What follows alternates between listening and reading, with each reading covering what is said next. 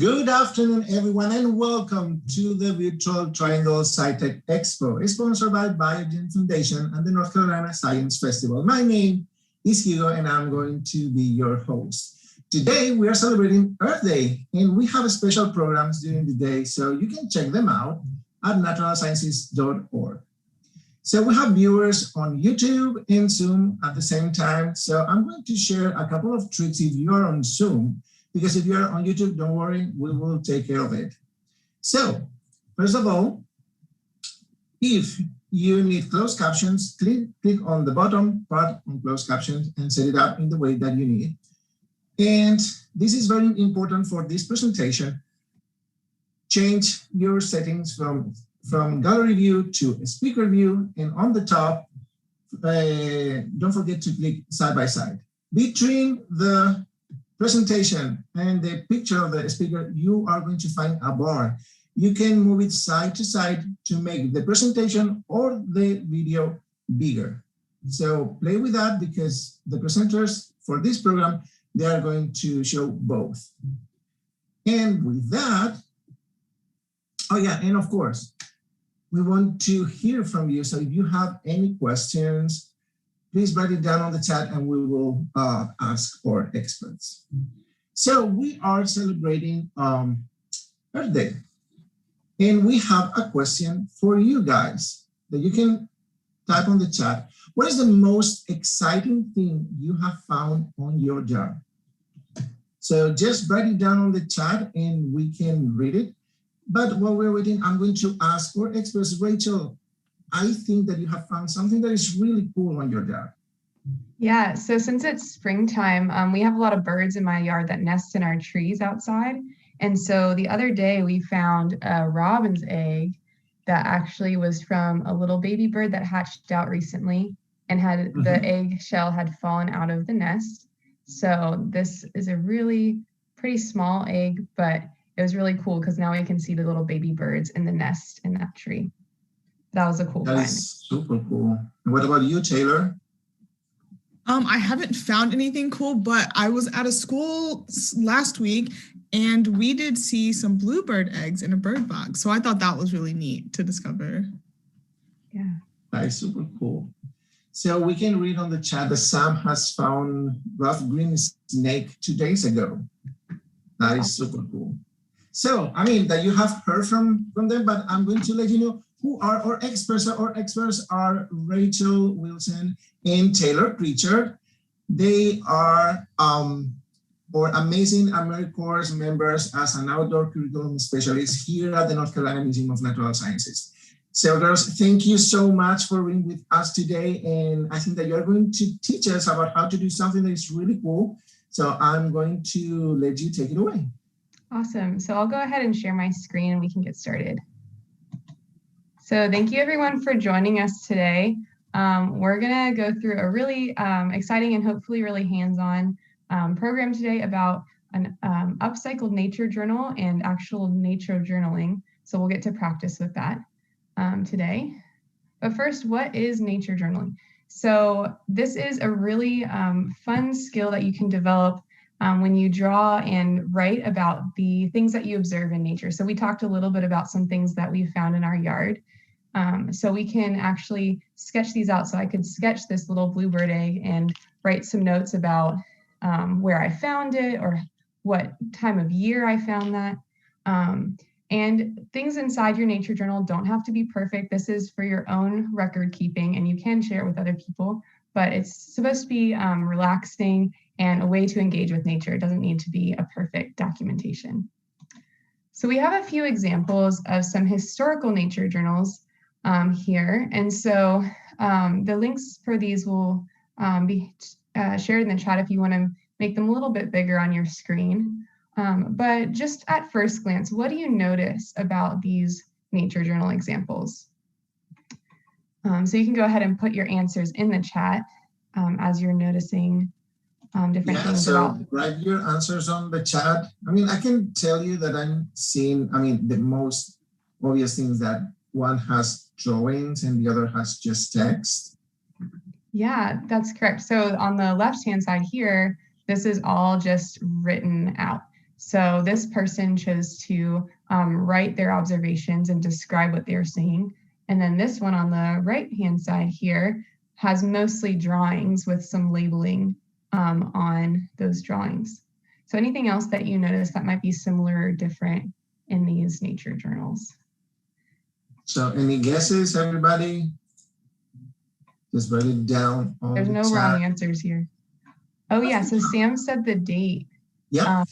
Yeah, so both of these have the date.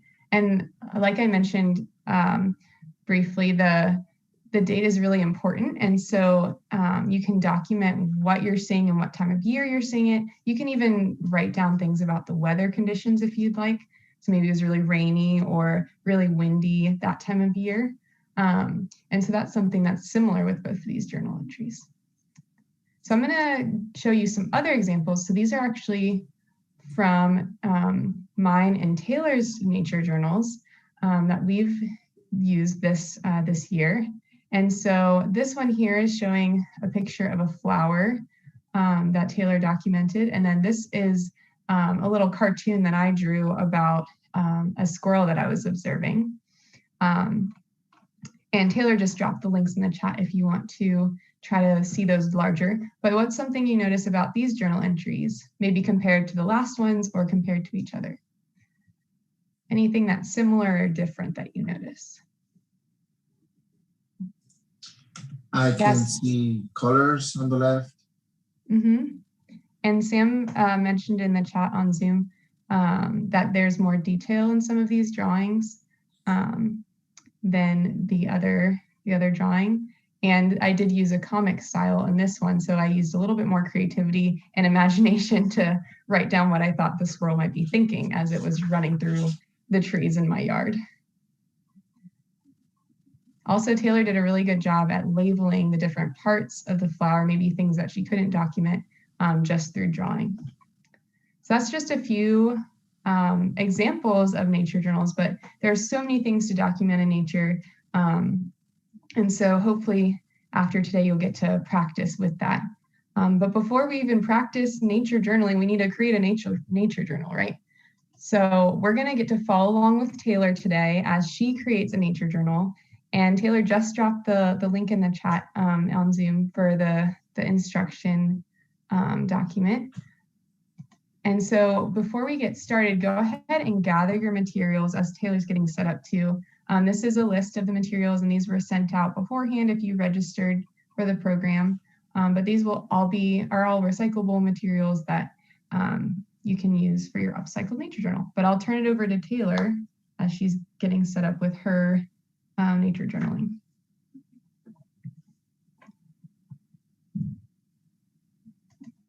Oh, you're muted still. Sorry. So I'm just going to show you guys all of my materials laid out. So right here I have my, oh wait, you can't even see, sorry. Okay, great. I have my chipboard. It's just a Cheez-Its box. And I have all my papers that I'm going to use. Assortment of crayons. My leaves, of course. I've got some scissors. Oh, my hole puncher. And then my string and some writing utensils as well. Awesome. So if you don't have all of that, you can go ahead and gather it all. Yeah, and we'll give you a couple, like a minute or so maybe to gather all your materials if you haven't grabbed them yet. And Taylor did mention a leaf. We're going to give you some time later to go collect a leaf if you haven't had the opportunity to yet. That'll be for a later activity. Yeah, so for those ones that they registered, that you should get that list. But if not, this is very simple. Everybody has a box from cereals or something like that in a piece of paper in crayons. So go to, definitely. Yeah. And I've seen that maybe for those ones that they can have like a hole punch, you can use scissors. And if you use scissors, please ask for help to an adult. Yes. Okay. Okay, so I think we're going to go ahead and get started. on this. So our very first step is to figure out what size you're going to want your journal to be. You can either make it a really big journal or a relatively small journal, like mine's going to be. And then you will want to hole punch your chipboard. So hole punch on the sides, as I'm going to do.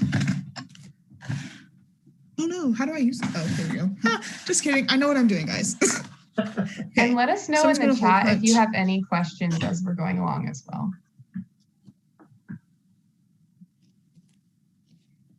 Okay, so that's the first step.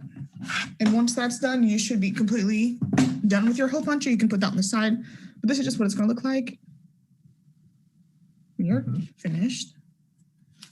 Button back. And then your third step, once you have that all done, is you're going to put your paper inside of your journal,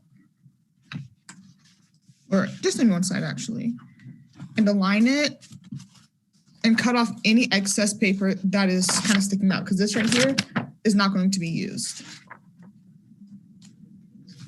And what makes it really easy is if I use my pencil and I just kind of trace where the paper,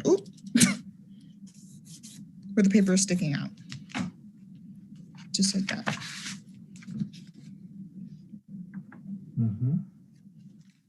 Okay. And another method that I've tried, if your chipboard size is about half the size of your piece of paper, you can actually fold your paper in half and then just cut off a little excess if you need to use more of your paper, if that's possible. And you also get extra pages that way as well.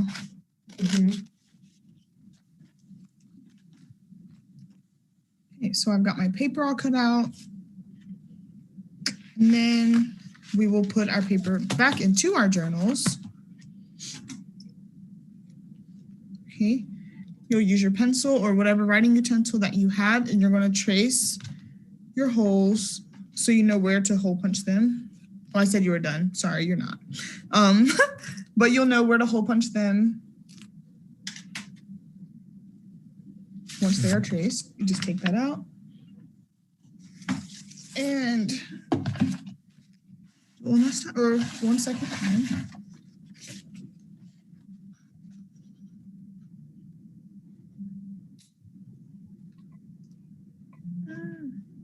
Okay. And it's okay if it doesn't perfectly align. It'll still work out. So I've got that all punched.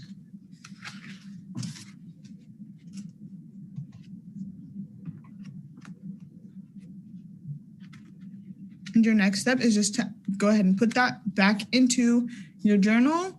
You're going to cut out however many pieces of string you need. So for my journal, I've only got 2 holes, so I only need 2 pieces of my string that I have here. And I'm going to kind of like tie it in the hole so that it binds that way. I might do it twice though, because my string is kind of thin and I don't want it to fall apart. Can we use all type of materials? What did you say, Hugo? Can we use all kind of strings? Yeah, so you can use, yeah, so this is like string that I got to make like keychains or like bracelets. You can use ribbon if you want to, twine, old shoelaces. If you have vines outside, you could use vines. Honestly, anything that is string-like will work very well. Yeah, you could use old shoelaces too, if you have those lying around. Yeah, so I love this because like you don't actually have to buy or spend money on anything. There are things that we normally have at home. Right. And it's a way just to recycle instead of throwing away. Yep.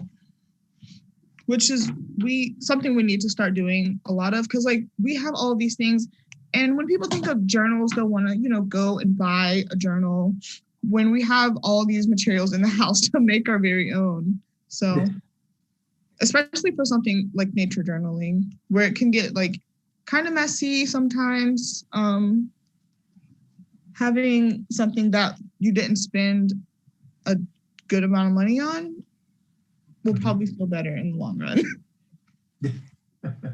And something I want to mention too, as Taylor's tying her string, if you tie your string into kind of like a bow or a little bit loosely, it's easier if you want to add pages later into your journal to untie that string and just add pages in just like you did at first. Then here's my completed journal. It's beautiful. And so everyone should have their journal at least look like that right now. I'm going to cut off this top portion. All right, the next step is going to be for if you have, I'm sorry, Hugo, go ahead. No, I was thinking that you can add as many pages as you want, no? Yeah, you can. You just have to untie that string and put more pages in. Yep, that's it. The next step is going to be for if you decided that you didn't want to use string and you want to kind of use the stick method or the rubber band method, sorry. This is what your journal will look like in the end. And in the next slide, there is a video where our coworker Megan is explaining how to do that. So I'll play this a few times. Oh. Hold on one second. I need to make sure I'm sharing my sound. Okay, here we go. Through the hole and through one side of the rubber band, you can use your stick or a chopstick to insert the stick through the rubber band and then pull the rubber band tight and send it up through the other hole. And then through the rubber band again, insert the other end of the stick. And then the rubber band and the stick hold your journal together. Just like that.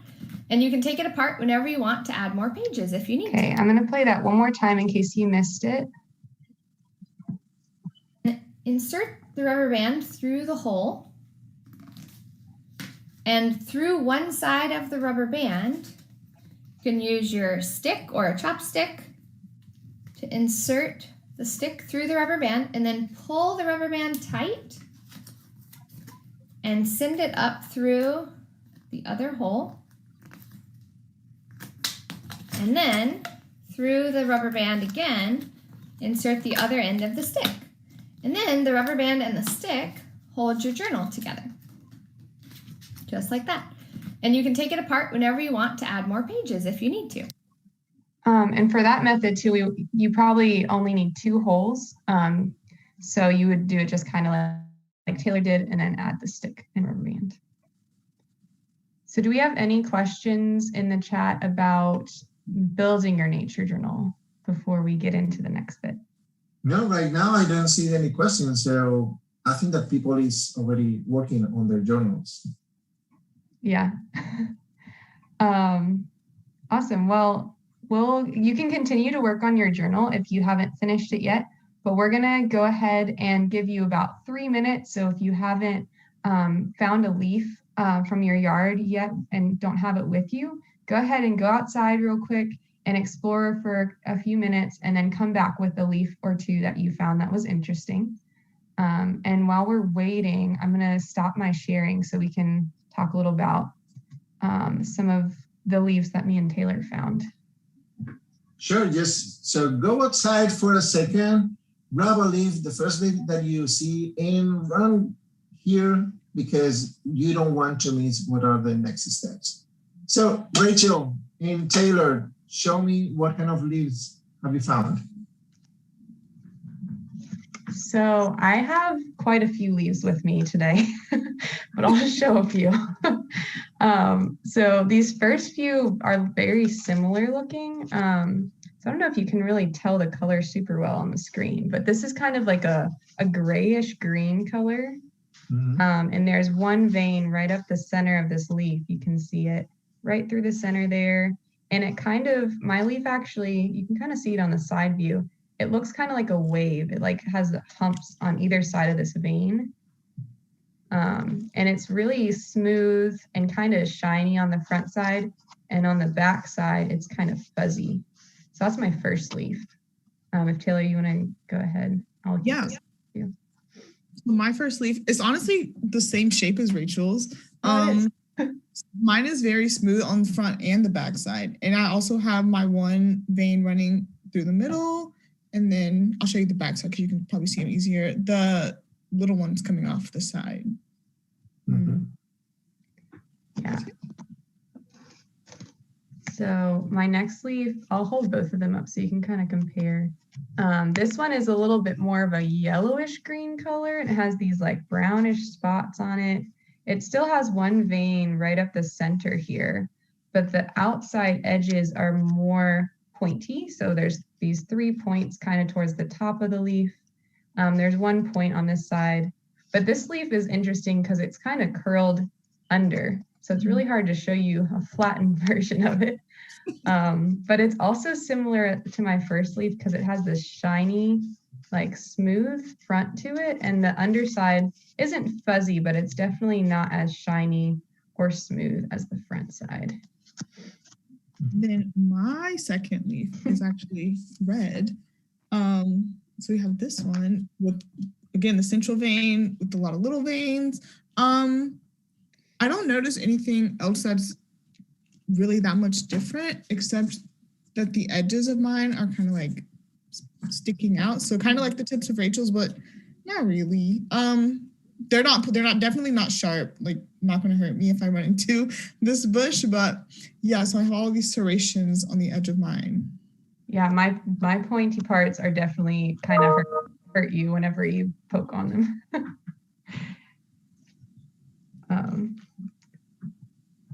I have one more leaf to share as well. This one's a little bit more floppy and flexible. So we'll see if I can hold it up well. We found some wildflowers. Oh, cool. Wildflowers are really fun to observe. You can definitely observe those in your nature journal. This leaf is pretty different than the other ones we've looked at so far. It kind of looks like a hand a little bit with really short fingers. And it has it's different than the other leaf because it has 3 or I think it has like 5 main veins. They're kind of hard to see. I'll try to look at the back side, see if you can see them, that come from this 1 point down here. So they're going up the leaf. This leaf also has kind of a hole in it on the one side. So it got eaten by something probably. And this was a very fresh leaf that got blown off one of the trees in my yard. And so it's really kind of feels fragile, like it could be ripped really easily. And it's very bright green compared to the other leaves. Sam says that it looks like a star. It does look like a star. That's probably a better example of what the shape looks like. Or maybe a paw print of some sort of animal. Yeah, Tigger said that his wildflower leaves looks like swords. Oh, cool. That's a great observation, Tiger. Then my last one, I just like honestly pulled this little twig off of the tree with a bunch of little leaves on it. And it's the same as my other 2, and then Rachel's first 2 as well, where it has the central vein and the little ones. But this, I noticed that my stem, I don't know if you guys will be able to see.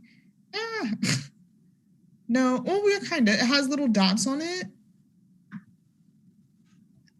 Kind of. You can kind of see it. Yeah, so my stem is kind of speckled, and I like that. And my shape is completely different. It's more similar to this one than to my first leaf. So, yeah. Perfect. So everybody has their leaf. Perfect, because now Taylor and Rachel, they are going to keep showing us how to create this journal. Yeah. Okay. Yeah. Go ahead. So before we get into the journaling, I wanted to, some people in the chat already kind of made some observations about their leaves, but take a moment before we start journaling about our leaves and observe your leaf, kind of like me and Taylor were doing. So take a look at it with your eyes, see what you can notice when you look closely. Share with us in the chat if you see anything that's really interesting to you or maybe surprises you. And maybe feel your leaf. You can close your eyes and see what you feel. So my leaf, I said, feels really fuzzy on one side and smooth on the other. You can also smell it. See if you can smell anything different on the different leaves that you collected. This one definitely smells much more fresh than the other leaves. The other ones don't really smell like much for me. And something that I've noticed, Your leaves Rachel, smell like is that your leaves were thicker than Taylor's. Yeah. All of my leaves are yeah. really flimsy, like very flimsy leaves. Except this one. Yeah, these ones are definitely really like not delicate, very sturdy. So that we can see Sam that says- Sam, yeah. Yeah, Sam's saying that her leaf has really pointy ends and looks like it's covered in scales. Oh, cool. And she actually knows what tree it came from too, the cypress tree. Yeah. It's awesome. Another thing you can do with, so you continue to observe with your senses, is you can crunch your leaf a little bit. So one of mine makes like a crunchy sound. So use your sense of hearing, but don't crunch it too much because we are going to want to draw it in a second. So you can use all your senses to observe your leaf, but just don't taste it. That probably wouldn't taste very good. And those are observations that you can actually use when you do the nature journaling part. Oh, Jean said that their leaf is really smooth and kind of banded with lighter green and white. That's really cool. I like that. Okay. So Taylor, do you want to take over for the next part? Yes. Okay, so what we are about to do is we are going to do our first journal entry. Let me get my, great. We're going to do our very first journal entry. So we're going to go ahead and start by, labeling our page with the date, today's date, and then maybe the weather, just how it looks outside, if you want to do that. So I'm going to go ahead and today is April 22nd, 2021. Nope, 2021. Hold on, give me just 1 second. Okay, sorry. And then it's very sunny today, and it's also kind of chilly. So I'm gonna put sunny, chilly. Then I just put a little box around mine. Oh, can I get spotlighted, please? My phone. Your phone is not working right now. Oh, got it. Perfect. Sorry, I apologize. My apologies. Okay, but yeah, so I have all of this labeled. If you can see, April 22nd, it's sunny, and it's chilly as well. The very first activity that we're going to do is a leaf sketching. Okay, so if you were like Rachel and I and you collected multiple leaves, you can do this of one of your leaves or of all of them, maybe two if they're small. But what we're going to do is just kind of sketch your leaf as you see it. Okay, so I'll just hold mine to the side and just literally draw what I see. So I'm going to start mine at the bottom and then just go around the top, and then I'll fill in my details. You don't have to follow my method. You can do whichever or whatever you would like to do that. So I'm just gonna, it's kind of got this elliptical shape with a pointy stem, just like that. And then I'm gonna put that central vein in there. And then all of my little veins. And if you need to bring it up closer to you, like I'm doing, to see what it actually looks like, then you can do that. Because I thought all of my smaller veins were kind of connected at a V point to one another on opposite sides, but they're actually coming out like this. And so I had to make that adjustment. So what is your favorite method, Rachel? Just to trace it or drawing yourself? I like to trace my leaves just because I don't trust myself to catch all the details of the outline of the leaf. With this leaf that I just traced, you can kind of see in my journal here, there's a little bump on the one side that I probably wouldn't have noticed or captured if I just drew it by looking at it. But when I trace it, I can really easily follow the outside shape of the leaf, which I like to do. And then I'll add details by looking at it and finding where the veins would be and all the different spots for this leaf. And what about you, Taylor? What is your favorite method? Yeah, my favorite method is just kind of to do a freehand of the outline and the details, because like we said at the beginning, like nature journaling, things don't need to be perfect, but they do need to be kind of accurate, and you can get accuracy by trying. If you're just gonna, just like look really closely and pay attention to those details. So if I put my leaves side by side, let me see. Sorry. It doesn't necessarily look the same way that my drawing does, but it's close, and close is all we need. Mm-hmm. We also do like to put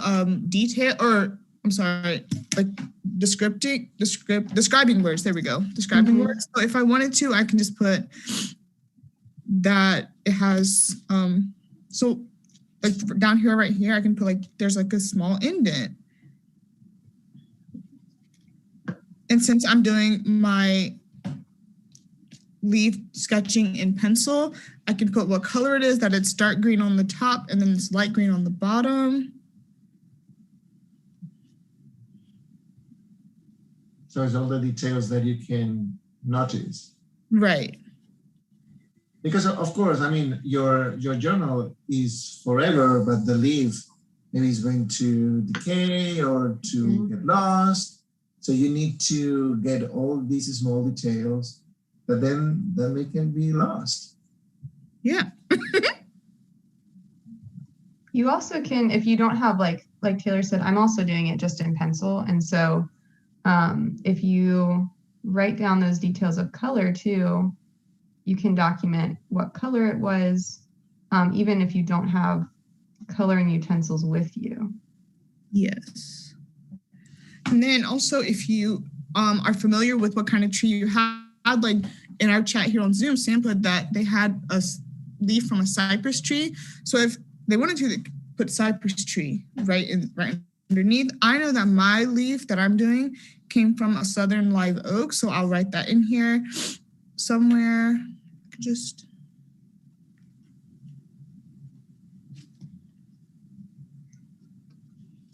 and it is okay if you don't know what kind of tree it is. Yes. There's a lot of different ways that you could find out if you're curious. It is okay. Sorry, I think there's a delay. Yeah, there's ways that you can find out if you're curious. There's different apps like I like to use iNaturalist, which is a way that you can take pictures of things you find and it helps you identify them. You can also look on like common trees in your area or something like that, just on Google or something, and try to match what leaf you have. But there's a lot of different ways you can find out if you don't know. But it's also okay if you don't go and look it up and you just observe.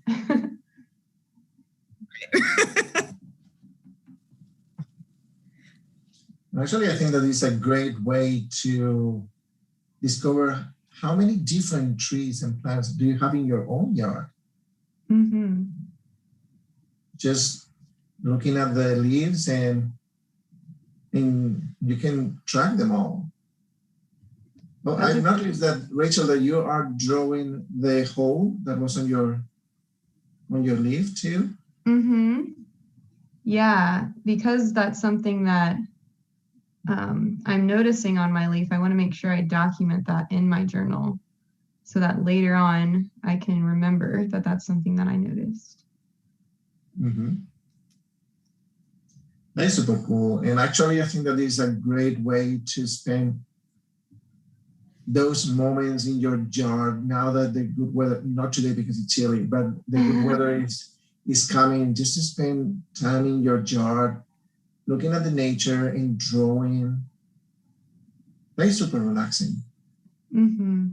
Yeah, it's really nice. And there's so many things that you can observe too. So like me, I live here by the beach. So if I wanted to go over to the beach one day and just observe all the shorebirds over there and maybe draw them, or even just kind of like Rachel did with her comic thing. She said she was paying attention to the squirrel and what it did and then just made it into a comic. You could do something like that.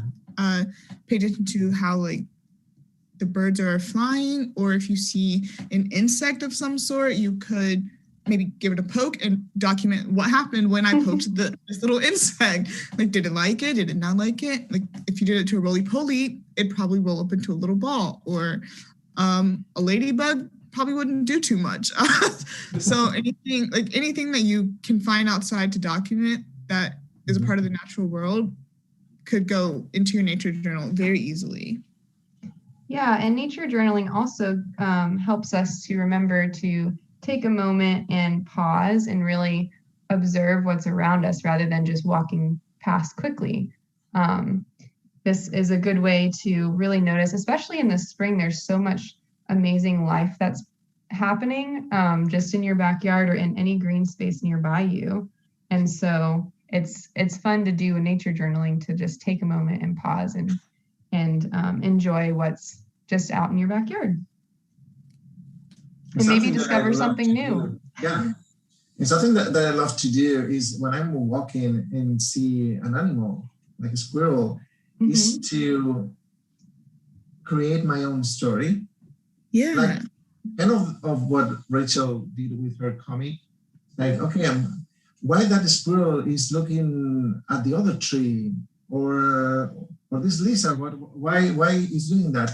And create my own stories and imagine what are they thinking or saying to each other. Mm-hmm. Yeah, you can be very imaginative for sure. So I've noticed that you are not using any colors. Is that okay, or it has to be just black and white? Yeah, that's 100% fine to not use colors, especially for things like sketches, because you are mainly wanting to pay attention to the smaller things that are in it.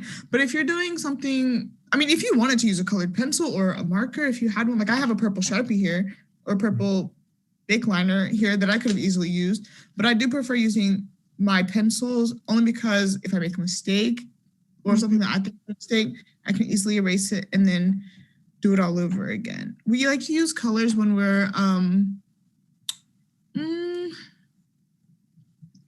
I really don't know how to tell you when we like to use colors. But if you wanted to like color this in afterwards, then you could do that to give you a more visual of what it actually looks like.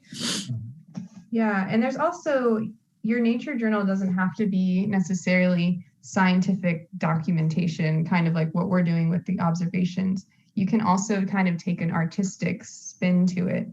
And look closely and create a piece of art from what you're observing as well. And so that might require a little bit more color if you would like to do that. Okay. So I want to move on to our next part of this, just so that we have enough time to get through everything. So if you want to go to the next page in your journal, and using the same leaves, you can do a leaf rubbing, which we actually are going to use color for this one. So I'm going to try to do both of the leaves that I just drew so I can compare the leaf rubbings and leaf sketches. So what you're going to want to do is, I don't know if you can see this super well. You're going to want to put your leaf, so I'm putting it underneath on the next page, so you can kind of feel it through the paper here. And I'm going to take a crayon, which you can also use just a pencil or a colored pencil, or probably not a marker. You probably want to stick to a crayon or colored pencil or pencil. And then you're just going to kind of rub over top of where your leaf is and try to capture the details just through rubbing it with your crayon. And this leaf, I'm not sure how many details are going to come out because it is a little bit smoother. There's not as many indentations on it. Oh, it's actually working pretty well. I underestimated this leaf. So as you can see, even just as I'm doing this, and feel free to follow along with your leaf, there's different details that I'm noticing with this rubbing rather than my sketch. So you can kind of see, let me make sure it's in the camera. So there's some darker parts here that I'm not sure why those came out darker. And then you can see the main vein going up the center and the outline of the leaf here with those spikes. And then if you look at the actual leaf, the darker parts might have been because of these smaller veins that I didn't really notice as much with my eyes at first. And I'm going to do my other leaf too, just to compare the two. This one's really delicate. And again, we want to put it.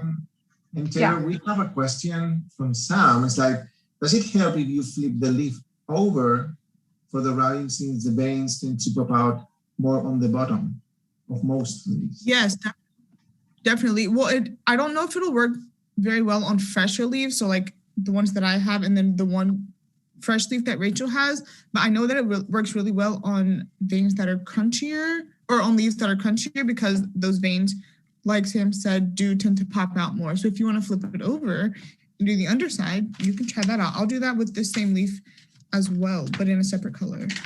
Yeah, you can also, test it out. Do both sides of your leaf and see what you find. Because some leaves, it might be better on one side than the other, or both might work just as well. So I did the back side of this leaf here, and this is actually from a red maple tree in my backyard. And actually, I can see on the chat, for example, Sam said that she loves how nature journals can bring together art and science. Yeah. It's really true. And Miranda said that she loves to make quick sketches in her journals and then color or paint them later. Yeah. That's a great idea. This is my maple leaf. And Tiger said that he put the wildflower in his journal. Nice, Tiger. Cool. Yeah, you can't really see super well in my video, unfortunately, but this one, the veins of my leaf came out really, really well. You can see all of the little veins. Yeah, you can't really see it on the video super well, but then yours came out really well too. I can see the veins. I'm very surprised. Yeah. I wanted to document, like, I didn't think that my vein would come out. My leaf in general would come out this well in my journal, but it did pretty good. Where's my, Yeah. Yeah. So those are just some examples of the ways you can document things. Just leaves in the backyard. I apologize if you hear my dog barking. And yeah, so these are just a couple ways. There's a lot more things that you can do with nature journaling. And we will drop a link in the chat at the end with some other activities that you can do just in your backyard or your nature neighborhood nearby. But I'm going to go ahead and share my screen again, and we're going to talk a little bit about some of these things we noticed on the leaves, the actual different types of veins we were talking about and the different shapes we were talking about. So I'm going to go ahead and share my screen again. And Taylor, if you want to take it over and talk about leaf shape.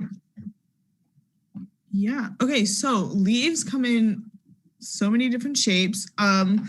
You can have a leaf that is entire, where it doesn't have any serrations, like the one on the right that we're looking at here. Or if you, I'm sorry. Entire ones are going to have smooth edges. Let me do this video. So this one would be an entire leaf. And so would this one. And we also have ones that are called toothed, where they have those jagged edges like this one does.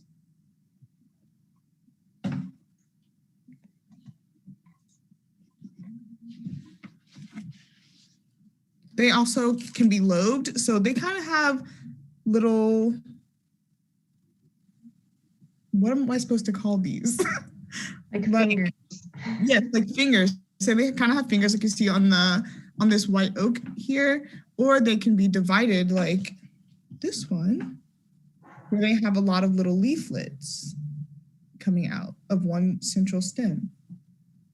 Yeah. And so that's the leaf shapes, but then there's also leaf arrangement. That is something we can observe as well. So this is where the leaf actually grows off of the twig. So some leaves grow completely opposite of each other. So new leaves would sprout opposite on the twig, And then some leaves will be kind of alternate. So they won't be exactly across from each other. So that's sometimes hard to tell, but that's another thing you can observe about leaves and trees. And then the last thing, which we talked about a little bit as we were doing our nature journaling, is the vein arrangement. So where are these veins on the leaf? So we showed a lot of examples of the vein that goes right up the center of the leaf. That's called a pinnate vein. So it goes right up the center, and then there's small veins that come off of it. So you can see the picture on the slide of the bitternut hickory, and then my leaf right here also has that main vein. And then another type of vein arrangement on the leaf is called palmate. So I like to remember this by thinking of my hand, so your palm, and all the fingers coming off of my hand. So with this type of leaf, all of the veins come off of this one point kind of towards the base of the leaf, like this sweet gum here, and goes off into the different parts of the leaf. So my red maple leaf is like that as well. You can't see it super well, but all the veins are coming off of this one point on the base of the leaf, and there's more than one main vein. So do we have any questions about our leaf shapes and veins, vein arrangement, or anything like that? I have a question actually. So Yeah. I'm not very familiar with the poison ivy because I'm not from here. So how can I recognize it? Because I mean, I can go outside and grab all kind of leaves, but I don't know them. So maybe it could harm me. So how can I recognize them? Yeah. Rachel, do you mind? There's a few different. Go ahead. Okay, I'll start and then Taylor, you jump in. Yeah, so for poison ivy, there's the saying like leaves of three, let it be. And so poison ivy grows in three, or I think it's like 3 leaves together. But I also noticed like it has like a hairy vein or hairy stem to it. In the winter time, it kind of looks like a really hairy vein or vine on tree trunks. So that's kind of like the winter variety.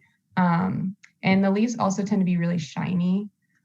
Taylor, do you have other tips on recognizing poison ivy? Yeah, so sometimes, now poison ivy is very tricky. It can either stay on the ground, like very low to the ground, or it can climb up a tree or up the side of a house or up the side of anything as a high climbing vine. And it can also sometimes have those lobes in it, but it might only have one, and it will look like a mitten. So it'll look like a mitten sometimes, but it could also be entire. So you really are, I would just say avoid leaves where you see them in an arrangement of 3 leaves coming off of one central stem. Yeah, you do want to be very careful when you're hanging out in nature. And they can be very, very small. Like when they're young leaves, they can be really small. So it might not be too hot. So I have another question. Once that we draw in or do the rubbing with your leaf, what can we do with the leaf? Can we tape it inside of our journal, the leaf, or what can we do with them? Yeah, you can tape it to your journal. So I have another example from the same tree, the red maple tree. So I actually taped my leaves into my journal after I did my rubbing so that I could remember what they looked like. But I don't know if you can tell through the video, but these leaves have been taped in here for a little while, and they've kind of started getting like kind of weird looking. They're starting to like decompose a little bit. So after a while, they may not be in the best shape in your journal if you tape them in, which is why you want to document a lot of the details. So if you do tape it in and after a while it kind of gets ripped or whatever, you can still remember what it looks like. Yeah. If you can also sometimes, or like when you're done doing your sketch or your rubbing, you can kind of fold your leaf and rub into your journal, and the color from your leaf will transfer over onto your paper. So if you don't have crayons or any kind of coloring utensils at the time, and you want to still document that color, you can do that really quickly. That's a really good tip, Taylor. I forgot about that.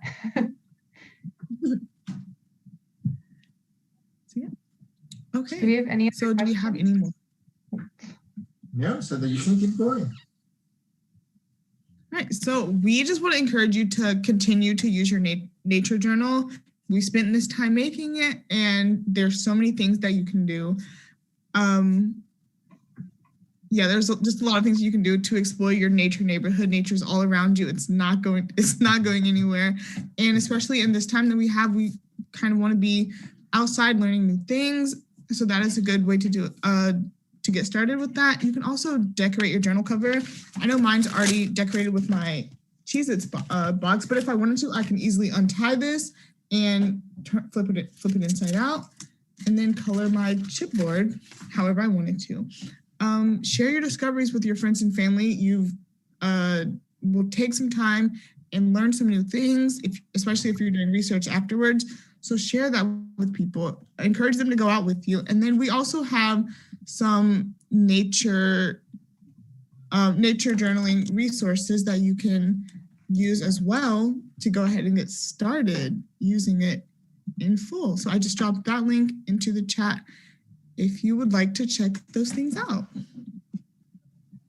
Yeah, and in that link, there's a bunch of different kind of nature journaling challenges, if you will, to find different things in your nature neighborhood, observe different things. And some of these you won't be able to see every season, but during the spring, there's a lot of different cool things to find outside. And before wrapping up, a question. Taylor and Rachel, how many journals have you already made? I've made a total of 3 now, maybe 4. And you, Rachel? I have 2 that I've made, but I have maybe like 3 or 4 that I like put things in all of them. So one of mine, I just used like normal cardboard. It wasn't even like a box or anything. And then I also have a Cheez-It box one. And then I have a normal journal as well. Perfect. So I think that this was great. I hope that everybody is going to start creating those nature journals, and please share them with us. Send us pictures of your journals because we really want to see them. So before leaving, thank you so much, Taylor and Rachel. So this program was great. And thank you everybody for being here with us. So we want to say thank you again to our sponsors, Biogen Foundation and the NC Science Festival. And of course, to friends of the museum. So if you are members, thank you so much, because with your support, we can do programs like this one.